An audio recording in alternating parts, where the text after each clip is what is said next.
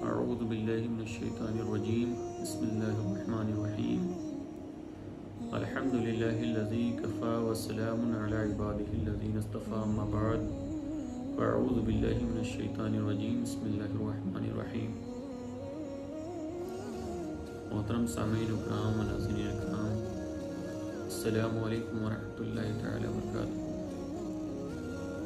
امید ہے آپ تمامی حضرات خیریت سے ہوں گے۔ کل گزشتہ قسط میں نے حضور غوث اعظم اللہ تعالیٰ عنہ کی سیرت طیبہ کے حوالے سے کچھ گفتگو کی تھی، اور میں نے یہ بیان کیا تھا کہ حضور غوث اعظم اللہ تعالیٰ عنہ کی جب ولادت ہوئی تو اس وقت کیا واقعات ظہور پذیر ہوئے۔ آج انشاءاللہ اسی کے آگے کچھ گفتگو کروں گا۔ حضور غوث اعظم اللہ تعالیٰ عنہ ابھی چھوٹے ہی تھے، کم سنی ہی تھی کہ حضور غوث اعظم اللہ تعالیٰ عنہ شفقت پدری سے محروم ہو جاتے ہیں، یعنی آپ کے والد ماجد ابو موسیٰ دوست جنگی کا انتقال ہو جاتا ہے، اور اس طرح آپ اپنے نانا کی طرح یعنی حضور اکرم صلی اللہ تعالیٰ علیہ وسلم کی طرح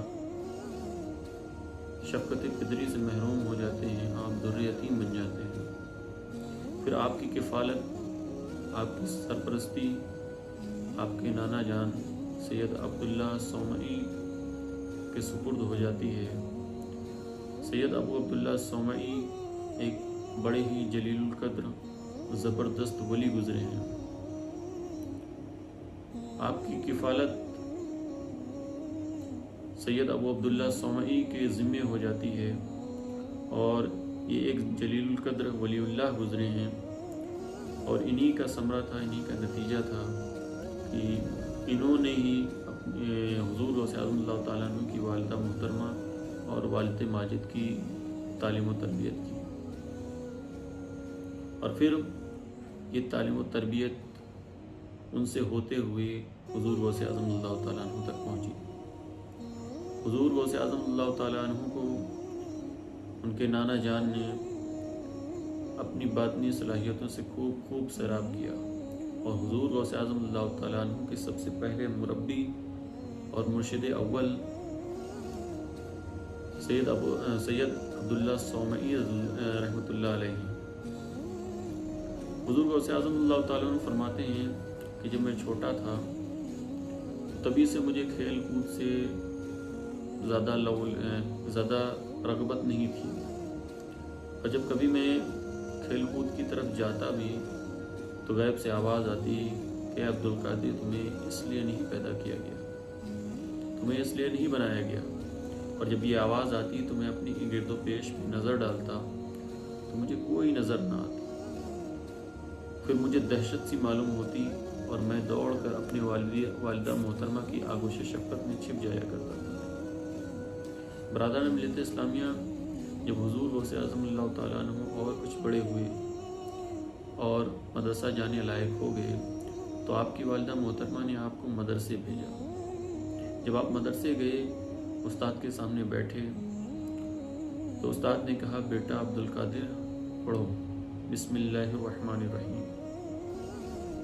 تو آپ نے بسم اللہ الرحمن الرحیم پڑھا، اس کے بعد آپ نے الف لام میم پڑھا، پھر آپ نے 1 پارے 2 پارے 3 پارے 4 پارے اس طرح مکمل 18 پارے آپ نے پڑھے۔ جب استاد نے یہ ماجرا دیکھا تو اسے بڑا ہی حیرت ہوئی، اور اس نے پوچھا، ہے بیٹے یہ بتاؤ کہ تم نے اسے کب پڑھا، کب یاد کیا، تمہیں حفظ کیسے ہوا یہ؟ تو حضور غوث اعظم اللہ تعالیٰ عنہ فرماتے ہیں کہ میری والدہ ماجدہ 18 پاروں کی حافظہ تھی، اور جب میں ان کے شکم اطہر میں تھا تب میری والدہ یہ تلاوت کیا کرتی تھی، اور میں اسے سن کر یاد کر لیا کرتا تھا۔ برادران ملت اسلامیہ، یہ حضور غوث اعظم اللہ تعالیٰ عنہ کی شان ہے۔ حضور غوث اعظم اللہ تعالیٰ عنہ کے صاحبزادے شیخ عبدالرزاق صاحب کا بیان ہے کہ ایک دفعہ حضور غوث اعظم اللہ تعالیٰ عنہ سے دریافت کیا گیا کہ آپ کو آپ کے اپنے ولی ہونے کا کب علم ہوا؟ حضور غوث اعظم اللہ تعالیٰ فرماتے ہیں کہ جب میں 10 سال کا تھا اور میں مدرسے جایا کرتا تھا اپنے شہر کے، تو میں اپنے سامنے اور ارد گرد فرشتوں کو دیکھتا۔ جب میں مدرسے پہنچ جاتا تو وہ آواز دیتے کہ ولی اللہ کو بیٹھنے کے لیے جگہ دو، ولی اللہ کو بیٹھنے کے لیے جگہ دو۔ اور یہ واقعہ میرے ساتھ کئی مرتبہ ہوا، تو اس سے میں سمجھ گیا کہ اللہ رب العزت نے مجھے ولی بنایا ہے۔ برادران ملت اسلامیہ، یہ حضور غوث اعظم اللہ تعالیٰ عنہ کی شان ہے کہ فرشتے جب وہ کمسنی ہی میں تھے تو فرشتے ان کے ارد گرد رہتے تھے اور ان کے ساتھ مدرسے جایا کرتے تھے۔ برادران ملت اسلامیہ، حضور غوث اعظم اللہ تعالیٰ عنہ کی آگے تعلیم و تربیت کچھ یوں ہوئی کہ ایک دن آپ اپنے گھر سے باہر نکلے اور ایک کسان کے بیل کے پیچھے ہو لیے، ایک کسان کے بیل کے پیچھے چل پڑے۔ پھر اس بیل نے دیکھا، اچانک مڑ کر حضور غوث اعظم اللہ تعالیٰ عنہ کی طرف دیکھا اور اس نے کہا کہ اے عبدالقادر، تجھے اس لیے نہیں پیدا کیا گیا، تجھے اس لیے نہیں پیدا کیا گیا، تجھے ان چیزوں کا حکم نہیں دیا گیا۔ جب حضور غوث اعظم اللہ تعالیٰ عنہ نے یہ سنا تو بڑے ہی تعجب میں پڑ گئے کہ یہ بیل انسانوں کی طرح بول رہا ہے اور مجھے یہ کہہ رہا ہے کہ تجھے اس لیے نہیں پیدا کیا گیا۔ پھر وہ اسی حیرت و استعجاب کے عالم میں اپنی والدہ محترمہ کے پاس آتے ہیں اور آنے کے بعد پورا ماجرا بیان کرتے ہیں۔ پھر اپنی والدہ محترمہ سے بغداد جانے کے لیے، تعلیم و تربیت حاصل کرنے کے لیے بغداد جانے کا ارادہ ظاہر فرماتے ہیں اور بڑے ہی ادب کے انداز میں اپنی والدہ سے عرض کرتے ہیں کہ والدہ محترمہ مجھے اجازت دیجیے۔ حضور غوث اعظم اللہ تعالیٰ عنہ کی والدہ محترمہ کی عمر شریف اس وقت 78 سال کی تھی، اب کافی ضعیف تھی۔ حضور غوث اعظم اللہ تعالیٰ عنہ شفقت پدری سے محروم ہو چکے تھے، نانا جان کا بھی انتقال ہو گیا تھا اور آپ کے بھائی ابھی چھوٹے ہی تھے۔ ایسے عالم میں ذرا اندازہ لگائیے، ذرا سوچئے کہ حضور غوث اعظم اللہ تعالیٰ عنہ کی والدہ محترمہ نے کیسے حضور غوث اعظم اللہ تعالیٰ عنہ کو تعلیم و تربیت کے لیے اجازت دی ہوگی۔ اور آج کے زمانے کی طرح بغداد جانے کے لیے اس وقت ذرائع موجود نہیں تھے۔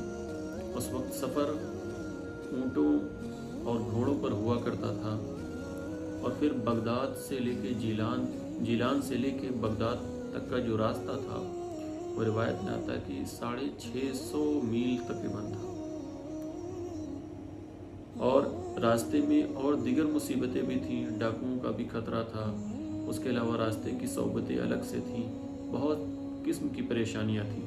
ایسے عالم میں حضور غوث اعظم اللہ تعالیٰ عنہ تعلیم و تربیت کے لیے نکلتے ہیں اور ان کی والدہ محترمہ ان کو اجازت دے دیتی ہیں، اور جو ان کے والد جب انتقال کرتے ہیں تو اس وقت انہوں نے 80 دینار اپنے وارثین کے لیے چھوڑے تھے، تو اس میں سے 40 دینار آپ حضور غوث اعظم اللہ تعالیٰ عنہ کو دیتی ہیں اور 40 ان کے چھوٹے بھائی کے لیے رکھ لیتی ہیں۔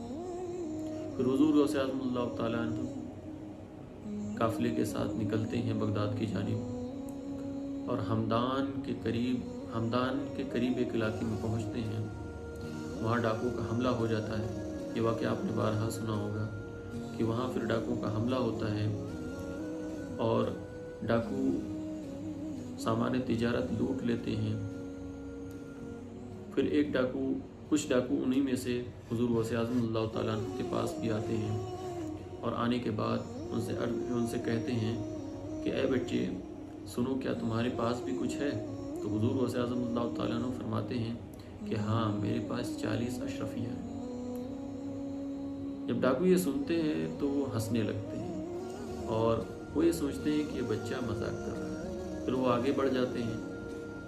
جب سارا قافلہ لٹ جاتا ہے، لوٹ جانے کے بعد وہ سارے اپنے سردار کے پاس جاتے ہیں اور جا کر یہ واقعہ، یہ ماجرا بتاتے ہیں اسے۔ جب سردار یہ بات سنتا ہے تو حضور غوث اعظم اللہ تعالیٰ کو بلواتا ہے، اور بلوانے کے بعد وہ کہتا ہے کہ اے بیٹے، کیا تو سچ کہہ رہا ہے کہ تیرے پاس 40 اشرفیاں ہیں؟ تو حضور غوث اعظم اللہ تعالیٰ فرماتے ہیں کہ ہاں، میرے پاس 40 اشرفیاں ہیں۔ تو وہ ڈاکو کہتا ہے، ڈاکو کا سردار، کہ اے بچے، تم جھوٹ بھی بول سکتے تھے، تم یہ چھپا بھی سکتے تھے کہ میرے پاس 40 اشرفیاں نہیں ہیں، تم جھوٹ بول سکتے تھے، لیکن تم نے جھوٹ کیوں نہیں بولا؟ آخر اس کے پیچھے کی وجہ کیا ہے؟ اس کا ریزن کیا ہے؟ اس کا سبب کیا ہے؟ تو حضور غوث اعظم اللہ تعالیٰ عنہ ارشاد فرماتے ہیں، دراصل جب میری والدہ محترمہ نے مجھے رخصت کر رہی تھی تو اس وقت انہوں نے مجھ سے بولا تھا کہ بیٹے، کبھی بھی جھوٹ مت بولنا، کبھی بھی جھوٹی بات زبان سے مت نکالنا۔ اسی لیے میرے پاس 40 اشرفیاں تھی، میں نے آپ کو بتا دی اور میں نے آپ سے جھوٹ نہیں بولا۔ جب ڈاکو کا سردار یہ سنتا ہے تو وہ رونے لگتا ہے، وہ آپ کے قدموں میں گر پڑتا ہے اور کہتا ہے کہ اے بیٹے، تو نے اپنی ماں سے وعدہ کیا ہوا وعدہ نہیں توڑا، میں تو اللہ تعالیٰ سے کیا ہوا وعدہ کب سے توڑ رہا ہوں۔ پھر وہ ڈاکو تائب ہوتا ہے، توبہ کرتا ہے، اور توبہ کرنے کے بعد اس کے جو اور بھی ساتھی ہوتے ہیں وہ بھی توبہ کرتے ہیں۔ پھر حضور غوث اعظم اللہ تعالیٰ عنہ کو وہ سارا جو سامان لوٹا تھا، وہ جو ڈاکو ہے وہ سارا سامان ان کے حوالے کر دیتے ہیں قافلے والوں کے۔ پھر اس طرح حضور غوث اعظم اللہ تعالیٰ عنہ بغداد کا سفر کرتے ہیں اور بغداد پہنچتے ہیں۔ پھر انشاءاللہ جب موقع ملے گا تو آپ کے سامنے حاضر ہوں گے، اور آگے پھر کیا واقعہ پیش آیا اس کے حوالے سے گفتگو کریں گے۔ السلام علیکم ورحمۃ اللہ وبرکاتہ۔